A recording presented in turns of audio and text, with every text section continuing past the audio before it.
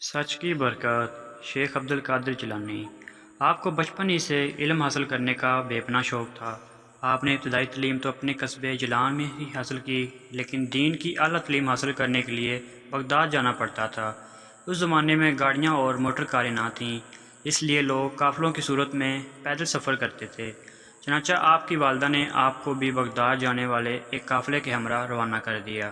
سفر پر روانہ ہونے سے پہلے آپ کی والدہ نے آپ کو کچھ خوراک اور 40 اشرفیاں دیں۔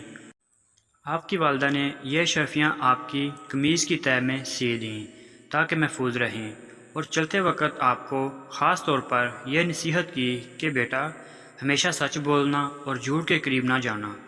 آپ نے ماں کی اس نصیحت کو غور سے سنا اور سفر پر روانہ ہو گئے۔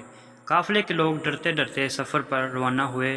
انہیں اس بات کا بھی خدشہ تھا کہ کہیں راستے میں ڈاکو قافلے پر حملہ نہ کر دیں، کیونکہ ان دنوں راستے غیر محفوظ تھے اور ڈاکو اکثر قافلوں کو لوٹ لیا کرتے تھے۔ آخر وہی ہوا جس بات کا ڈر تھا۔ قافلے نے ابھی سفر کی 2 منزلیں ہی طے کی تھیں کہ ڈاکوؤں کے ایک گروہ نے رات کی تاریکی میں اس پر حملہ کر دیا۔ تمام قافلے میں افراتفری مچ گئی اور ڈاکوؤں نے اہل قافلہ کو خوب لوٹا۔ ایک ڈاکو شیخ عبد القادر جیلانی کے پاس آیا اور کہنے لگا، لڑکے تیرے پاس کیا ہے؟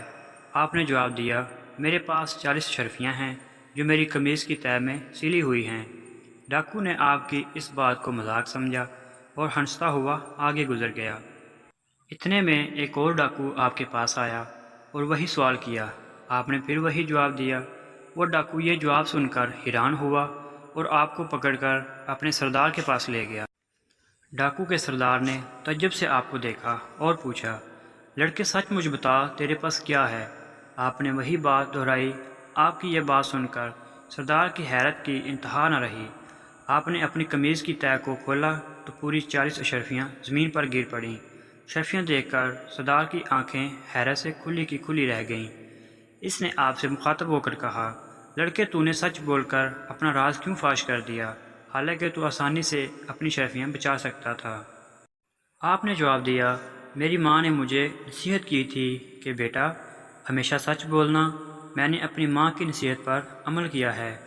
آپ کا یہ جواب سن کر سردار اس قدر متاثر ہوا کہ بے ساختہ اس کی آنکھوں میں آنسو آ گئے، اور وہ سوچنے لگا کہ ایک طرف یہ لڑکا ہے جسے اپنی ماں کی نصیحت کا اس قدر خیال ہے، اور دوسری طرف میں ہوں کہ اپنے مالک حقیقی کے احکام سے غافل ہو کر بے گناہ لوگوں کو لوٹتا ہوں۔ اس کے دل سے غفلت کا پردہ دور ہو گیا۔ اس نے توبہ کر لی اور قافلے کا لوٹا ہوا مال واپس کر دیا۔ اس طرح آپ کی سچائی کی بدولت ڈاکوؤں کی اصلاح ہو گئی اور وہ نیکی اور پرہیزگاری کی زندگی گزارنے لگے۔